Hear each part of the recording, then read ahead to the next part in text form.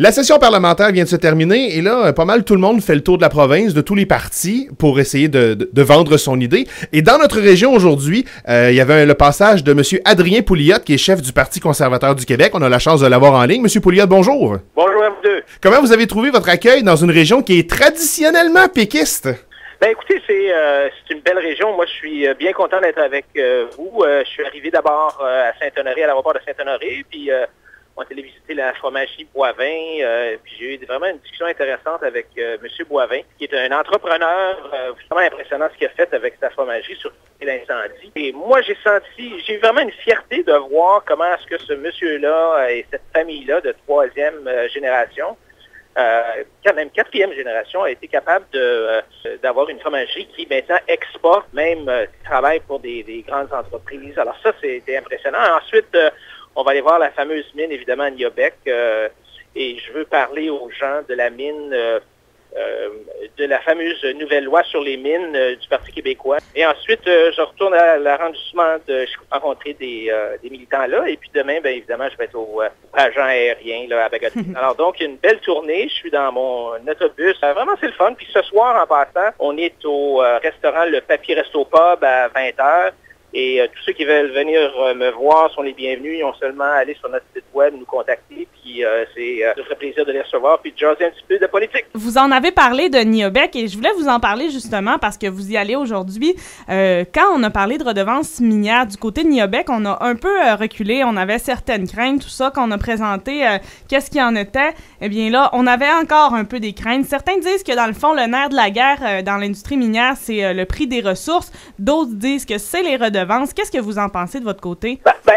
On peut bien vouloir avoir des redevances puis espérer que ça va régler nos problèmes au Québec, mais il faut être réaliste. Le domaine concurrentiel, le domaine des minières, puis si le gouvernement impose des conditions qui sont trop onéreuses, d'incertitude qui est créée, qui fait que les gens disent, bof, moi je vais aller juste l'autre bord de la frontière en Ontario, puis c'est là que je vais aller investir mon argent. Et donc, on risque, on prend des chances. On prend des chances que nos emplois s'en aillent en Ontario. Et ça, je trouve ça très triste, puis je trouve que c'est une mauvaise politique économique pour le Québec. Vous parlez des redevances minières, j'ai envie de changer de secteur et de vous parler des fameuses éoliennes, parce qu'il y a quelques semaines, on parlait ici de la coopérative Valeo, qui s'est vu autoriser un projet par Hydro-Québec il y a quelques temps.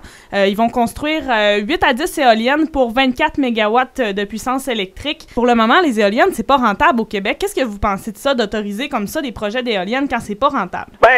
C'est sûr que c'est pas rentable. Ça faisait longtemps qu'on se doutait que c'était pas rentable. On a appris cette semaine via l'Institut économique de Montréal que les projets d'éoliennes au Québec, excluant les nouveaux projets, là, mais les projets qui sont en place nous coûtent 695 millions de dollars par année. C'est de l'argent, là. On parle d'à peu près 200 dollars par contribuable imposable. Et là, le PQ nous dit, c'est beau les éoliennes, on va en faire d'autres. Donc, ils veulent aller en appel d'offres pour un autre 800 mégawatts, qui va encore nous coûter un certain montant d'argent, 2-3% sur notre facture d'électricité. La dernière fois que Hydro-Québec a augmenté une augmentation tarifaire de 2,8%, ils ont dit que c'était justement à cause de ces projets-là. C'est pas comme ça qu'on fait avancer l'économie du Québec. Ce qu'il faut faire, c'est baisser les impôts et laisser les entrepreneurs trouver les bonnes opportunités qui sont vraiment rentables, qui créent de la richesse et leur donner de l'espace pour pouvoir prendre de l'expansion puis créer des emplois. L'autre chose, Mme Imbeau, qui m'attriste un peu, c'est de voir qu'Hydro-Québec est rendu tout simplement une espèce de marionnette des politiciens. Quand on voit Mme Marois qui utilise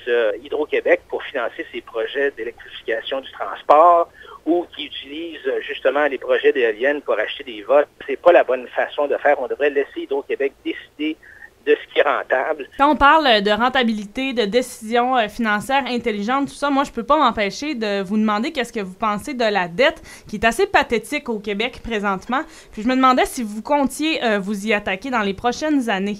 Oui, la dette, il y a toutes sortes de façons de calculer la dette, mais en bout de piste, qu'on la calcule d'une façon ou de l'autre, on réalise quand on se compare avec les autres provinces qu'on est la province la plus endettée.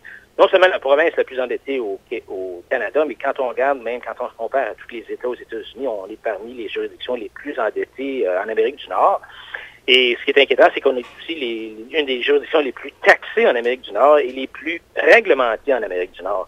Alors donc, c'est un problème. C'est sûr que sur le coup, c'est difficile de voir l'impact que ça a, mais Pas que le Québec est comme la Grèce, mais quand on regarde les pays européens, ce qu'on voit, c'est qu'à un certain point, quand la dette est trop élevée, le gouvernement perd le contrôle de la destinée de la province, qui est à ce moment-là remis aux créanciers étrangers, qu'ils soient à New York ou à Londres ou ailleurs. Il ne faut pas se rendre là. Et le gouvernement libéral, sous M. Charest, a fait augmenter la dette de 50 M. Marceau, l'actuel ministre des Finances péquiste, va augmenter la dette de 16 milliards depuis son premier budget jusqu'au prochain budget. Et l'intérêt s'est rendu maintenant que ça compte pour 10-11 du budget. C'est rendu le troisième poste budgétaire après la santé et l'éducation. Ou Mme Imbeau, ou M. Jacques, je veux dire, notre budget familial, on le sait, puis on regarde ça aller, puis à un certain point, on se dit hey, ça me coûte bien trop cher d'intérêt, il va falloir que j'épargne un peu, puis que j'étire mes achats.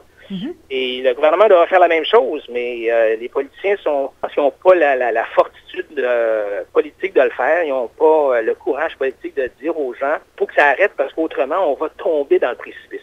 On parlait dans les derniers jours beaucoup de la construction. C'est un sujet incontournable. En fait, c'est le sujet, je pense. C'est ça. C'est le sujet de la semaine et probablement de la semaine prochaine aussi. Là, ça a recommencé les négociations. On dit que ça va falloir sa presse. On ne veut pas donner de délai pour une loi spéciale.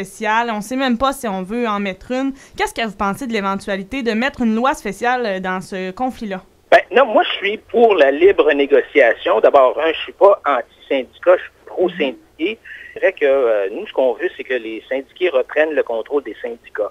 On est obligé de payer des cotisations syndicales sans savoir à quoi elles servent. La liberté d'association au Québec, est-ce que ça existe encore?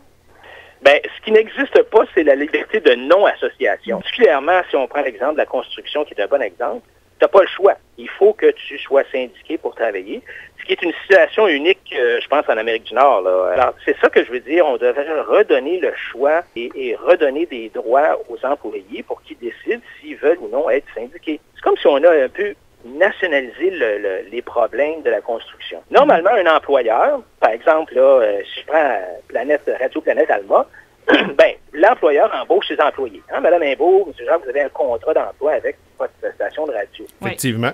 Mais un entrepreneur en construction, c'est pas lui qui embauche ses employés. Il se fait décider par le syndicat quel employé il va avoir pour tel ou tel contrat ou tel job. C'est normal, tu sais, quand tu te fais embaucher, ta loyauté va à la personne qui t'embauche, puis dans le monde de la construction, c'est le syndicat qui embauche. Alors, moi, je n'ai jamais compris comment est-ce que les entrepreneurs de la construction peuvent vivre avec ça. Plutôt que d'avoir des négociations entre chaque groupe d'employés et son employeur, comme ça se fait dans tous les secteurs de l'économie québécoise, là, on a une grosse négociation avec d'un côté, tous les entrepreneurs en construction qui sont en association avec l'Association des entrepreneurs en construction du Québec. En face, il y a deux syndicats, finalement, ce qui, normalement, devrait être une simple négociation dont on n'entendrait jamais parler entre un petit entrepreneur, puis ses 3 ou ses 5 ou ses 10 employés. Là, ça devient un problème national parce que on a comme monopolisé d'un côté tous les syndiqués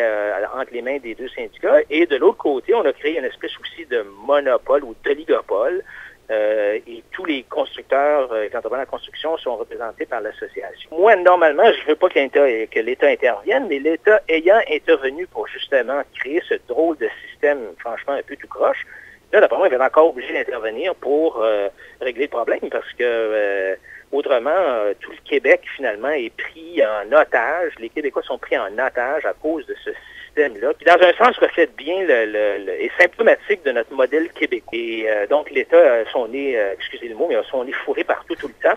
Et là, il faut s'enlever les pieds dans les plats. Et à ce qu'on a vu dans les derniers mois, c'est certainement pas Mme Marois qui va le faire parce qu'elle cesse de reculer, d'avancer, de reculer. Et là, le sondage CROP de cette semaine disait que 7 Québécois sur 10 désapprouvaient le travail du gouvernement Marois. Pensez-vous qu'on est tanné un petit peu de cette mollesse-là? Moi, je suis vraiment surpris de voir à quel point est-ce que le gouvernement Marois est un gouvernement d'amateurs. On se croirait là, aux jeunes talents Catelli, là, comme on disait dans mon temps. Là, je veux dire, pourtant, c'est des gens qui sont supposés avoir de l'expérience. Mme Marois a déjà été imaginée, elle a déjà été ministre des Finances. Elle devrait savoir un peu ce qui se passe, comment ça marche. Et donc, je suis pas surpris de voir que les Québécois sont découragés puis ne lui font plus confiance. Ce qui me préoccupe un peu, c'est quoi les alternatives? Toujours la même recette d'interventionnisme, dirigisme de l'État, tout simplement de réduire la bureaucratie, réduire les impôts, réduire la réglementation. Et l'espace qui va être libéré par cette réduction de la taille de l'État va être rempli par la débrouillardise et la créativité des gens du Saguenay, par exemple, qui n'ont pas besoin de se faire dire où épargner, où dépenser, quel job ils ont le droit d'avoir, à quel salaire. Les gens du Saguenay sont des gens, on le sait, débrouillards, créatifs, imaginatifs. Et ils sont capables de se débrouiller sans toujours se faire tenir la main par l'État. De toute façon, il y avait Jacques Letourneau, le président de la CSN, qui était au cercle de presse de Saguenay cette semaine. Il disait, le PQ et le PLQ, c'est le même discours économique, c'est la même chose, on change de logo, c'est tout. Ah ben, je suis content de l'entendre dire. C'est exactement la même chose que moi. Ce sont des gouvernements, ce que j'appelle des gouvernements de gauche. Quand je parle de gouvernements de gauche, ce sont des gouvernements qui veulent plus d'État, un État fort, qui nous dit quoi faire parce qu'ils trouvent qu'on n'est pas assez intelligent. J'ai entendu dire que vous aviez de plus en plus de sympathisants dans la région. Du côté du Saguenay, ça commence à s'organiser, même du côté d'Alma aussi. Donc, on vous souhaite d'avoir un bel essor dans la région et un peu partout au Québec parce que qu'on soit pour ou contre vos idées, plus il y a d'offres, plus il y a de gens qui sont contents. Donc, je vous souhaite bonne chance pour la suite. Ben, je vous remercie de m'avoir invité à vous deux. Ça fait plaisir, bonne fin de journée. Adrien Pouliot, qui est chef du Parti conservateur du Québec.